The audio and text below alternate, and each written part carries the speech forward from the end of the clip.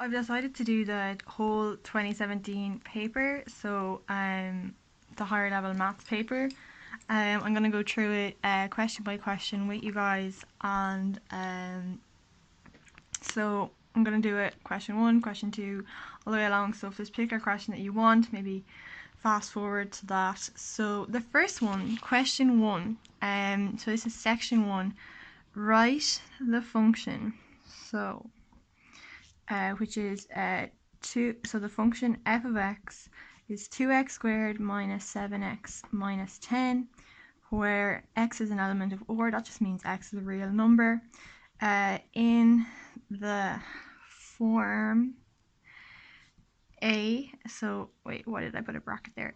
Ax plus h squared plus k, where a, h, and k are an element of q, and q are the rational numbers, which we they're numbers that can be written in the form of a fraction, where both of the things on the fraction are integers.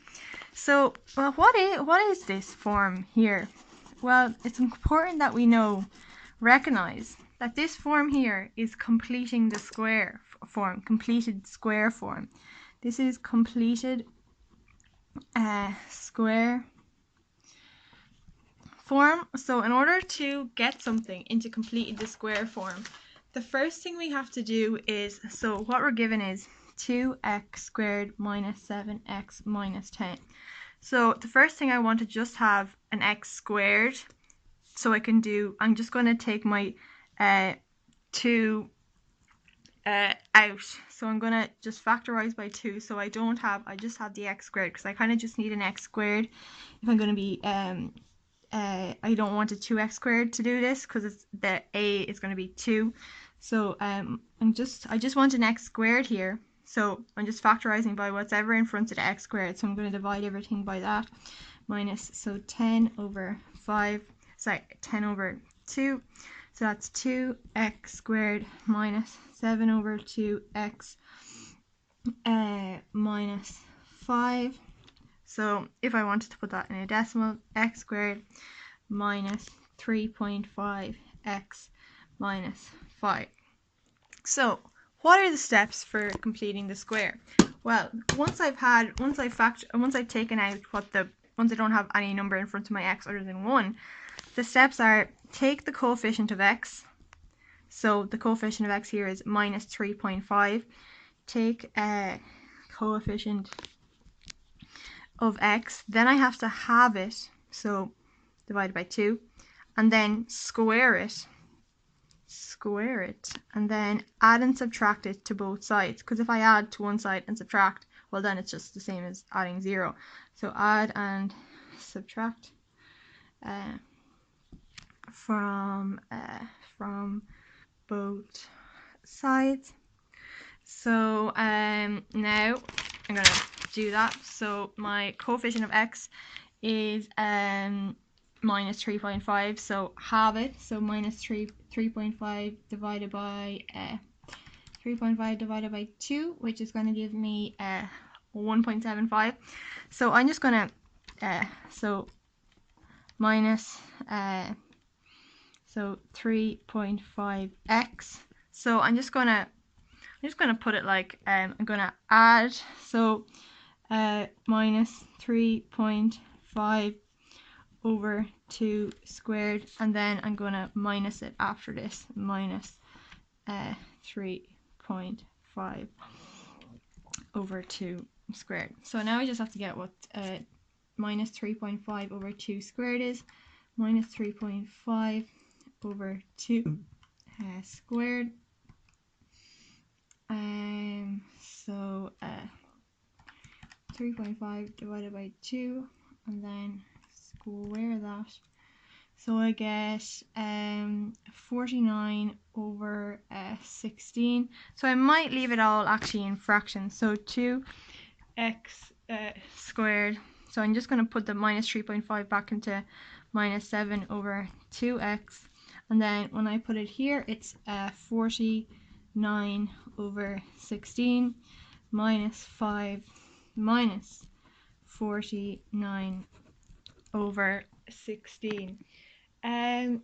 So what happens here is, well, in the way I've completed it, the factors of what multiplies to give this and this adds to give this. So say if I got the square root of 49 divided over 16, well, that would be 7 root 4. So I get the square root. Say in another general form, if we had two, say this is a completely different question, but say if we had x squared minus 4x plus 4, the squared form would be x minus 2 squared. So it's going to be what multiplies to give this, the square root of this, the square root of this will add by itself to give the middle one. So it's the square root of this. So I got the square root of 49 over 16. Well, that adds to give this. So then instead of writing that, I can write 2x, so x minus, so the square root of this is 7 over 4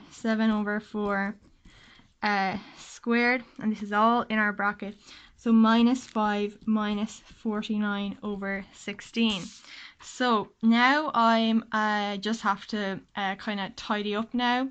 So I've done most of the work, so I'm just going to minus 5 minus 49 over 16 gives me the coefficient of x, so that gives me, so 2 is all outside, and then in here x minus 7, so minus 129 over 16.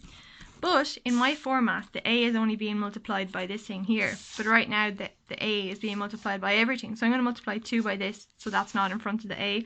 So the 2 stays attached to the x minus 7 over 4 squared, and then I'm going to multiply 2 by 129 over 16, so that's minus 129 over 8. So that's the answer that I'm after getting.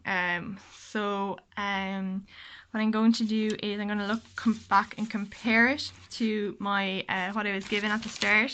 So I was given a, which is 2, x, it doesn't matter if h here is a minus 7 over 4 squared, and then I have a plus k, and a, h, and k, well, they're all rational numbers. So this is my completed the square form. So hence write the minimum point of a.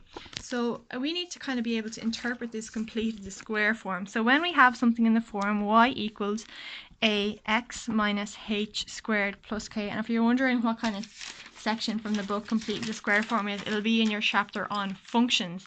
Why would we bother putting in completed the square? Well, when it's in this form, the vertex, or the kind of a, say if it's like this or this would be, say, the vertex, the kind of the turning point is h, k.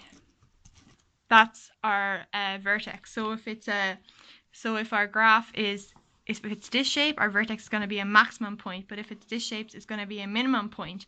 And we know that if x squared is positive, it looks like this, but if x squared is negative, it looks like this. In our graph, our x squared was positive, so it's going to be a minimum point. So if we kind of compare this with this, so minus h, so if it's minus h here, it just becomes h. So that's minus, so it just becomes the 7. So the minimum.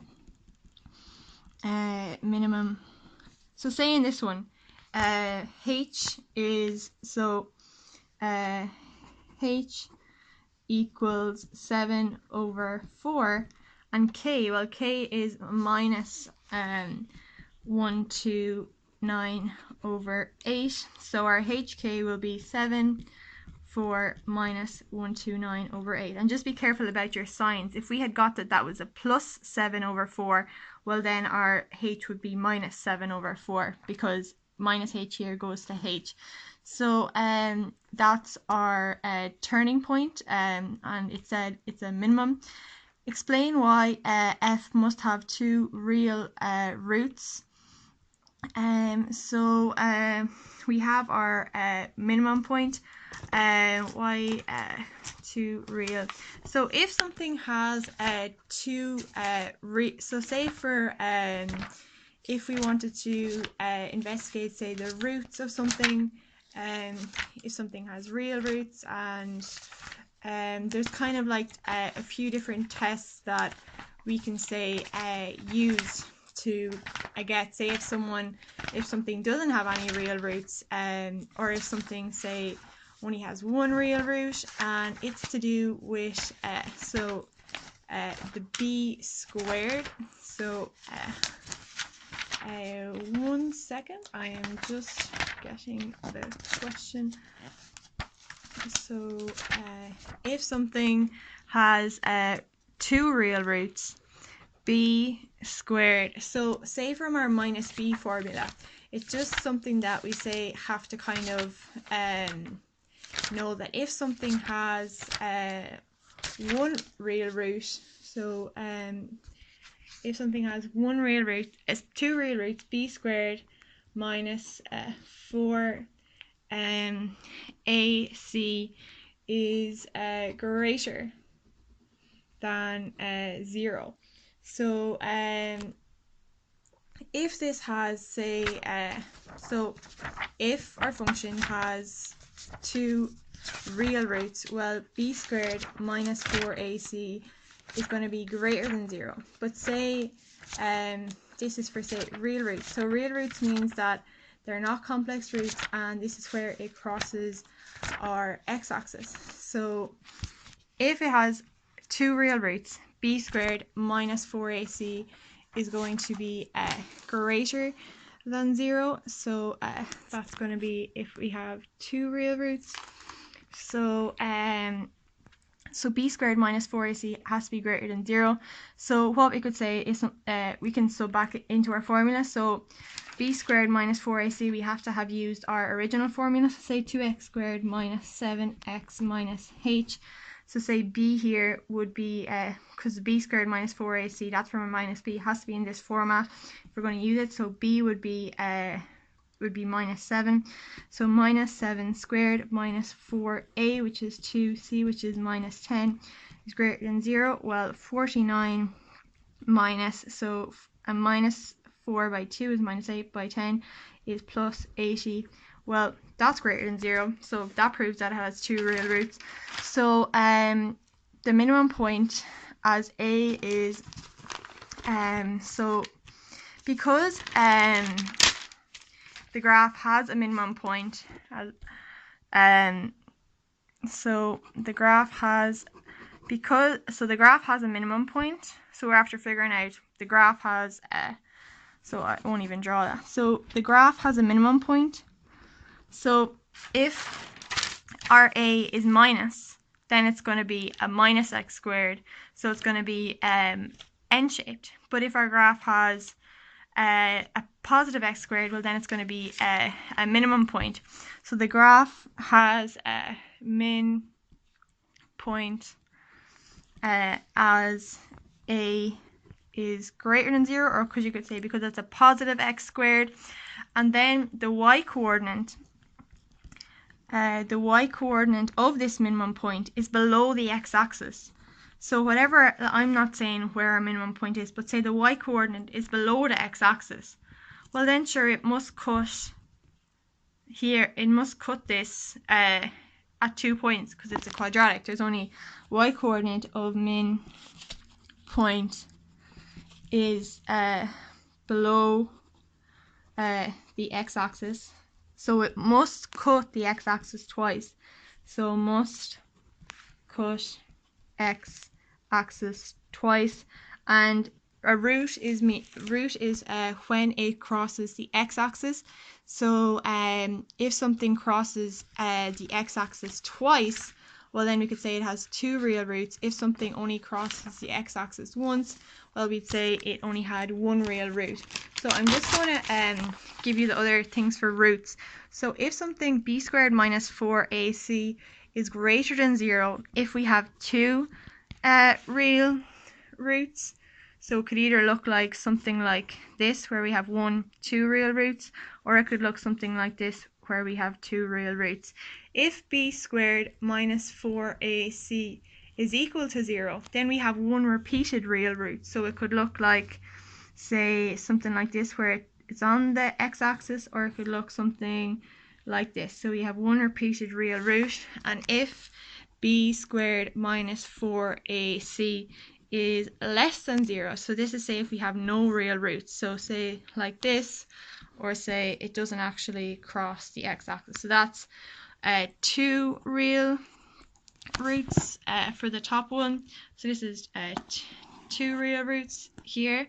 This is 1 real root, so across the x-axis once, and then the final here is no real roots. So that's just in case they ask you for 1 real root or no real roots, say in your exam.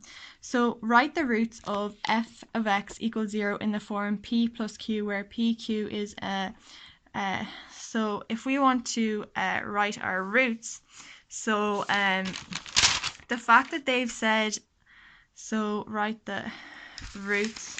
So what we can do is we can use our completed the square form. So what we got, we have 2 forms. We have 2x squared minus 7x minus 10 equals 0, or we have 2 x minus 7 over 4 squared minus, so it was minus 100, and just getting that page. So it was minus 129 over 8 equals 0. So I'm going to do it both ways, so you have both ways. So say if we use this one, so because it says in the form, in a third form, that's a kind of a clue that I'm going to need the minus b formula, and I won't actually be able to get the factors if I try to do it out normal factorizing. So the minus b formula is here. So the minus b, so in this case, a would be 2, b would be minus 7, and c would be minus 10. So minus b is minus 7 plus or minus 7 squared minus 4a and c, which is minus 10, all over 2a, which is 2. So minus 7 minus 7 is plus 7, plus or minus the square root of minus 7 is 49. Minus 4 by 2 is minus 8, by 10 is plus 80. So then that's all over 4. So that's going to be 49 plus 80, which is 7, plus or minus the square root of 129 over 4. But so they asked in the form, so I'm going to just break down the square root of 129.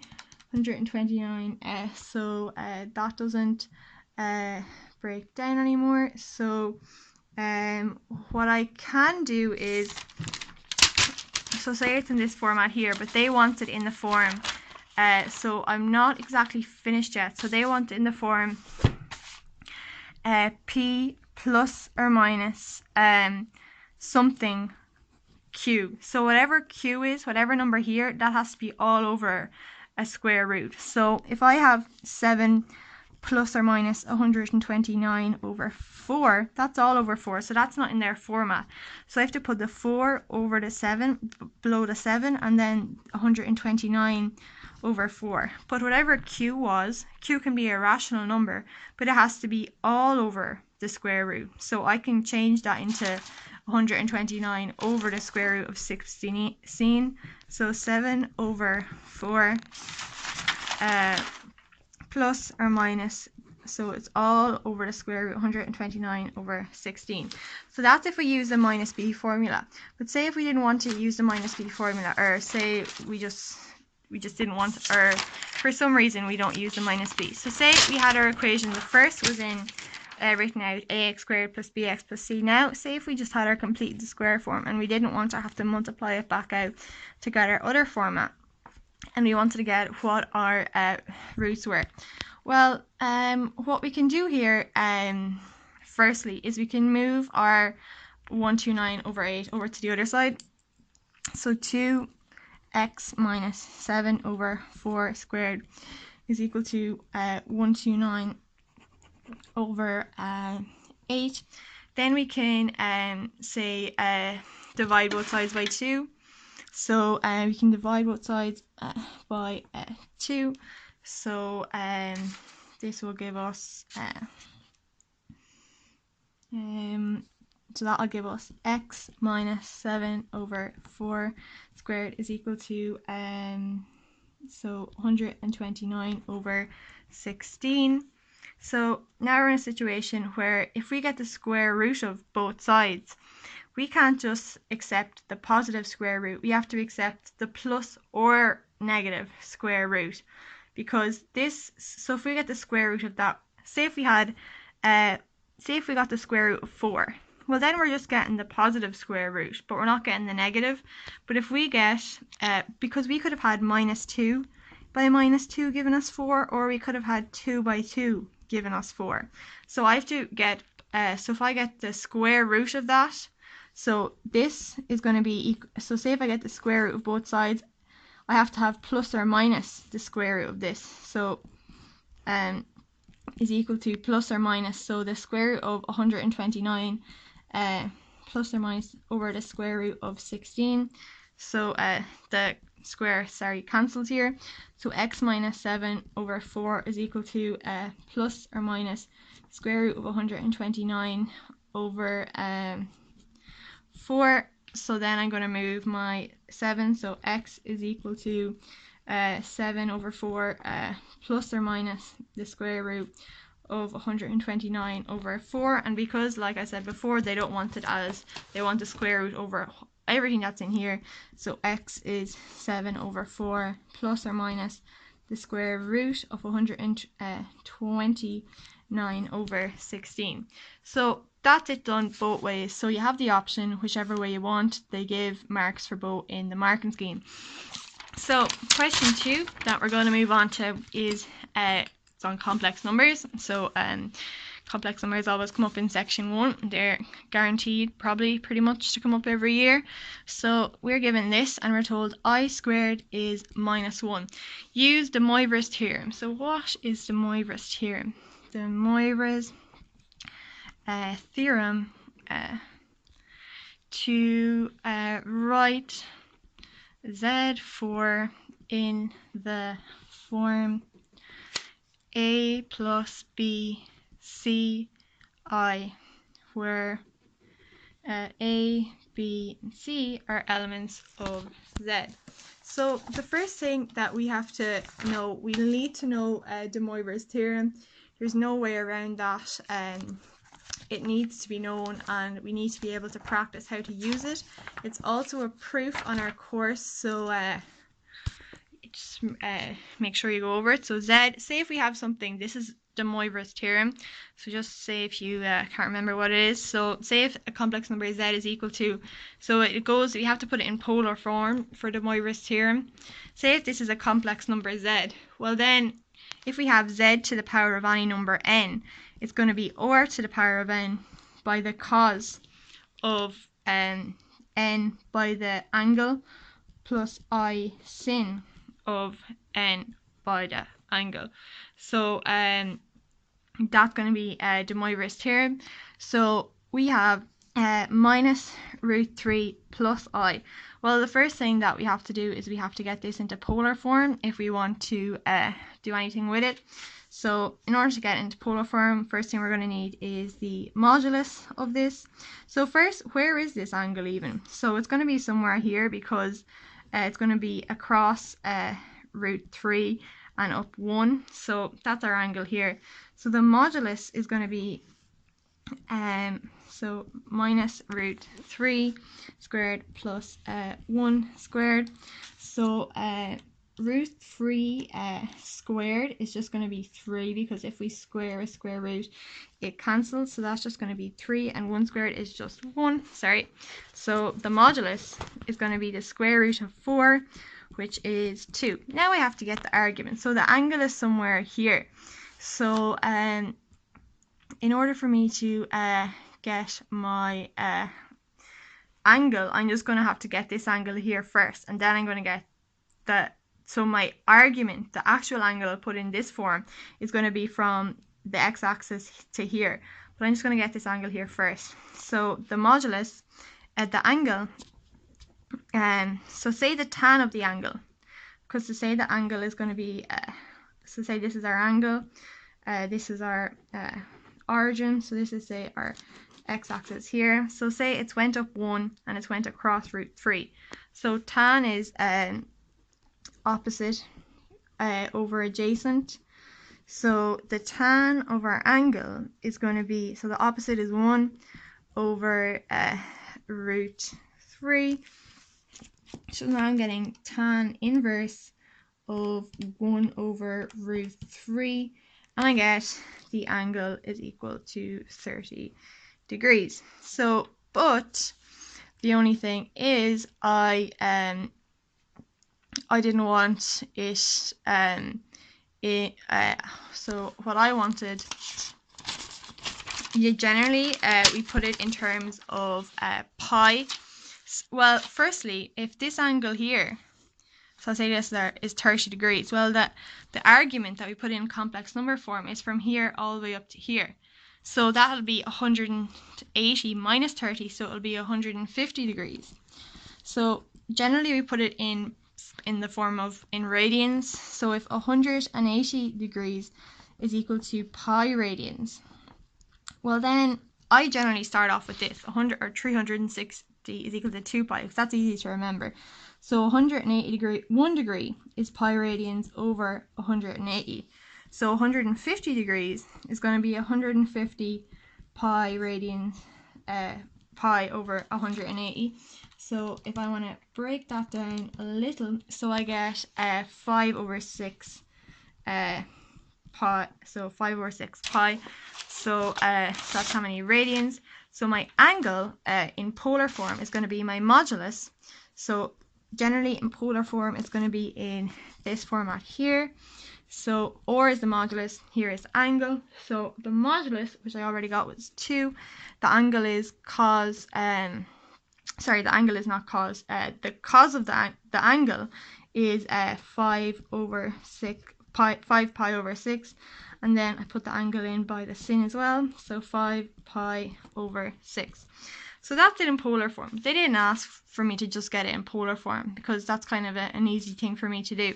So, but they asked if z is this, they want z to the power of 4. Well, z to the power of 4 is going to be this whole thing to the power of 4. And I know from de Moivre's theorem, so I'm just going to write this all out. So that's all raised to the power of 4. So then I just put the 4 to the 2 to the power of 4. And then I have to put each of my angles by 4. So 5 pi over 6 by 4 plus I sin 5 pi over 6 by 4. So now I'm just going to have to tidy this up a little. So 2 to the power of 4 is 2 by itself 4 times, which is 16.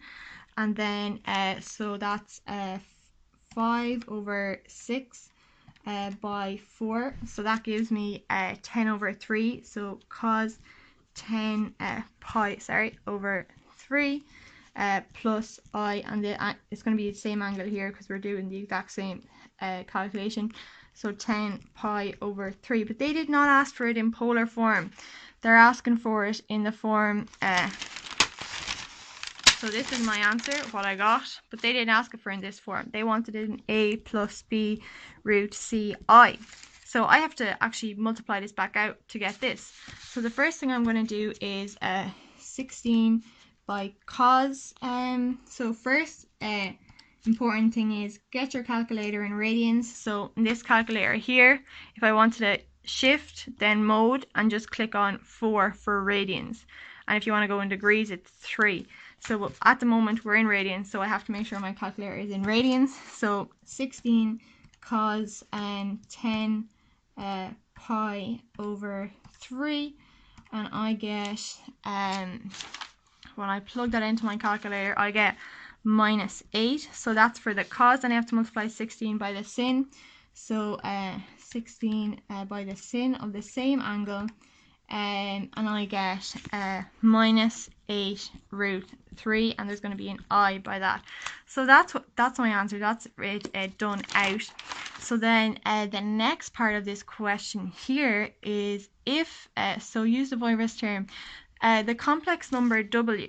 So we have another complex number. So what we're after, so z, I'm just going to write out kind of what we know already. So z is 2 cos 5 pi, 2 cos 5 pi over 6 plus, so z to the power of 4 was what we just got, but I'm just going to write what z was, just so I have it kind of handy on one page. So that was z, and so we're told the complex number w, so the complex number w, so there's one complex number, w is another complex number, so this means modulus. So the modulus of w is 3, and it makes an angle of 30 with the positive sense of the real axis. So they're telling us the modulus is 3, so this is 3, and it makes an angle of 30 with the positive sense of the real axis. So that's where w is. And if t, so this thing t is equal to z by w, write t in its simplest form. So well, first I'm going to have to write w in polar form. So the modulus is 3.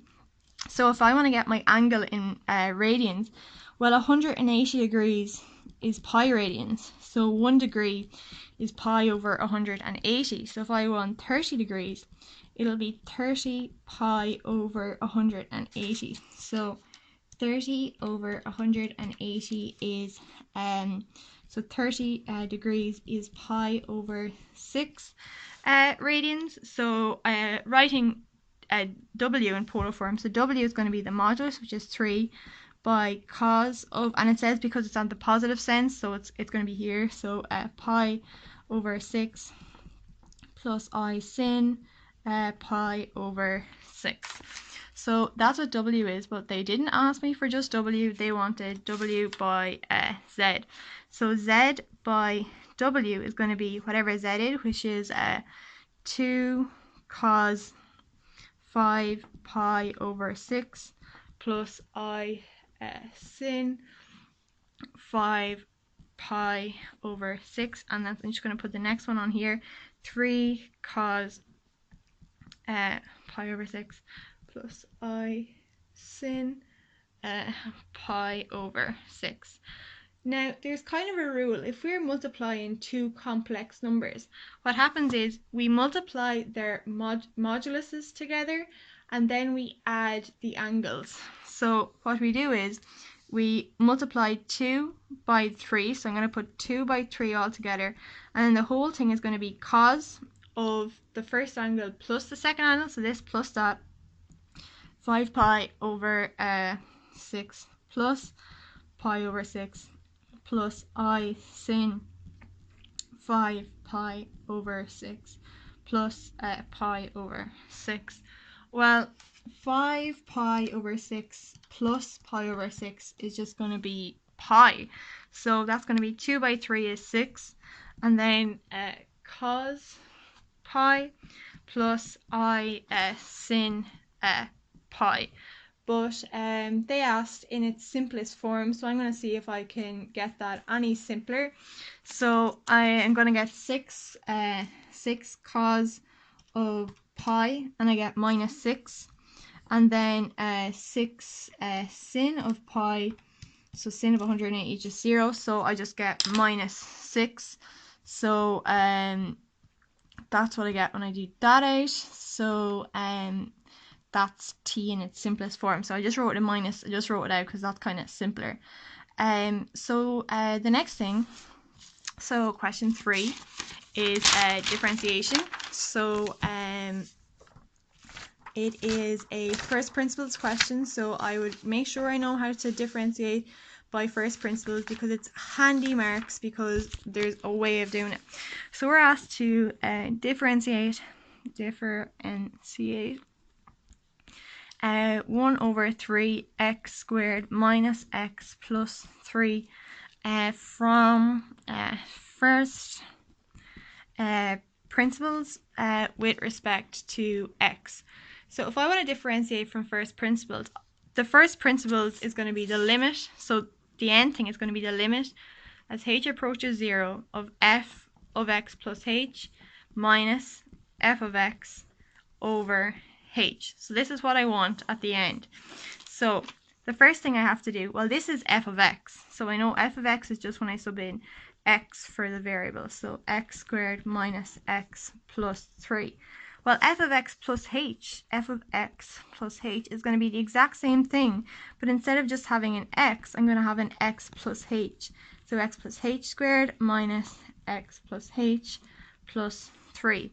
So I'm just going to have to work this out then. So minus 1 over 3.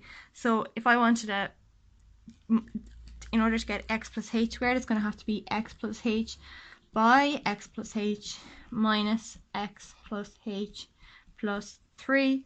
So a third. So x by x gives me x squared. X by h is a h, and then h by x is another h, xh. So 2 h x plus h squared. So that minus is going to minus the x and minus the h, and then plus 3. So sorry, that should have been a bracket there to kind of close off for here. And then so say if I wanted to do this out, so it's going to be x squared over 3 plus 2hx over 3 plus h squared over 3 minus x minus h plus 3. So this is f of x plus h, but I have to get f of x plus h minus f of x. So f of x plus h minus f of x is going to be the whole of f of x plus h, which is x squared over 3 plus 2hx over 3 plus h squared over 3 minus x minus h plus 3. I'm just going to put my minus f of x on the other line. So minus 1 over 3x squared minus x plus 3. So that's going to be minus x squared over